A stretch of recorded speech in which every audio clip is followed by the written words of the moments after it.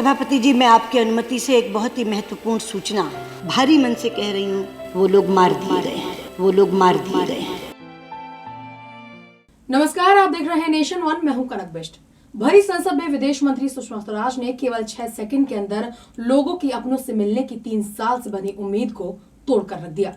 सुषमा स्वराज के इस बयान से न केवल सारे भारतवासियों के मन को आघात पहुंचा है, बल्कि कई सवाल भी खड़े हो गए हैं। सवाल ये कि आखिर 3 साल का लंबा समय कैसे लग गया ये पता लगाने में कि नौकरी की तलाश में इराक गए 39 भारतीय सकुशल भी हैं या नहीं।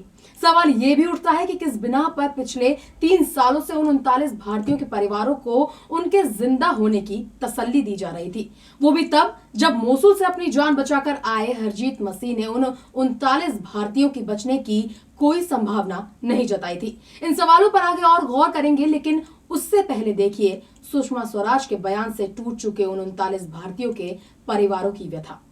6 सेकंड में टूटी 3 सालों से बंधी आस। ISIS ने मार दिए थे 39 भारतीय। क्या सरकार ने छिपाया था परिवारों से 39 भारतीयों की मौत का सच? परिवार मांग रहे हैं 3 साल से धोखे में रखने का जवाब।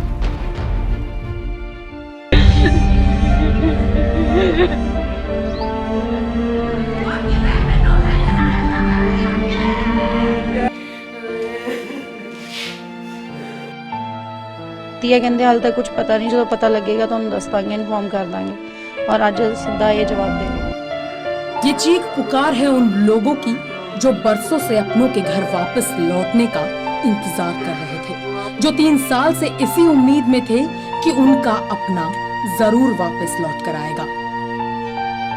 लापता हुए वो 39 भारतीय इन लोगों की यादों और ख्यालों में वापस आने की एक आस बने हुए थे। पिछले 3 सालों से इनके मन में बसी वो आस तब एक पल में टूट कर रह गई जब इन्हें पता चला कि इनके अपने अब कभी लौटकर नहीं आएंगे।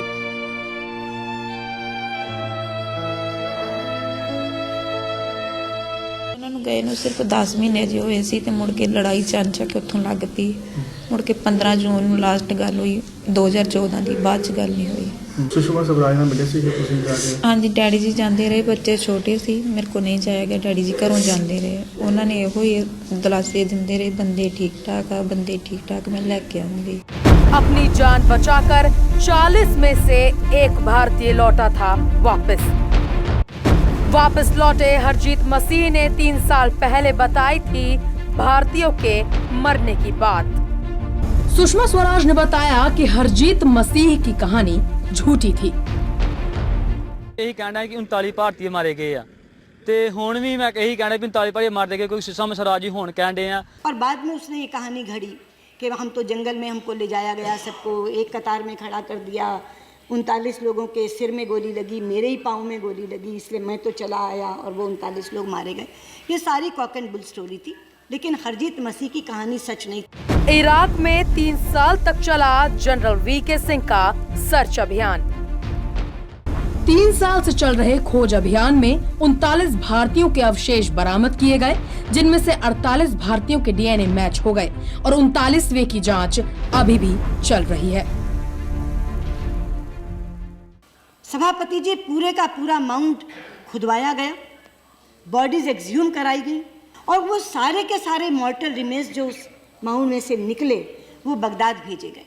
तो हमने सबके DNA सैंपल, 4 राज्य सरकारें इन्वॉल्व थी, पंजाब, हिमाचल, वेस्ट बंगाल और बिहार, चारों राज्य सरकारों से संपर्क करके सबके DNA सैंपल उनको भेज दिए थे।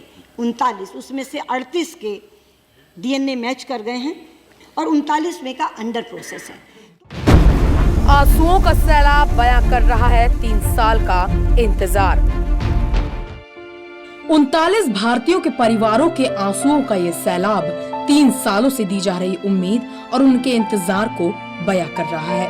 इन परिवारों को दुख सिर्फ इस बात का नहीं है कि इन लोगों ने अपने बच्चों, भाइयों, पति को खो दिया, बल्कि दुख के साथ साथ इन परिवारों को इस बात का आघात पहुंचा है कि इतने लंबे समय से क्यों सरकार द्वारा इनको झूठा दिलासा दिया गया और ये उम्मीद बंधाई गई कि इनका अपना वापस लौटकर जरूर आएगा।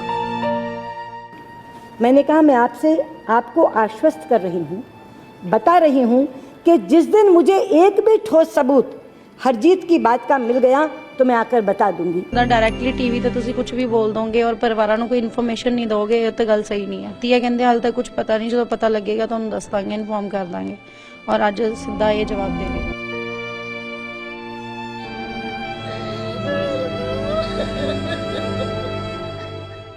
3 साल पहले मोसुल से अपनी जान बचाकर आए हरजीत मसीह का कहना था कि उन 39 भारतीयों की बचने की कोई संभावना नहीं है। तो ऐसे में सवाल ये उठता है कि क्या सरकार ने उन 39 भारतीयों की मौत की खबर को छुपाने की कोशिश की थी?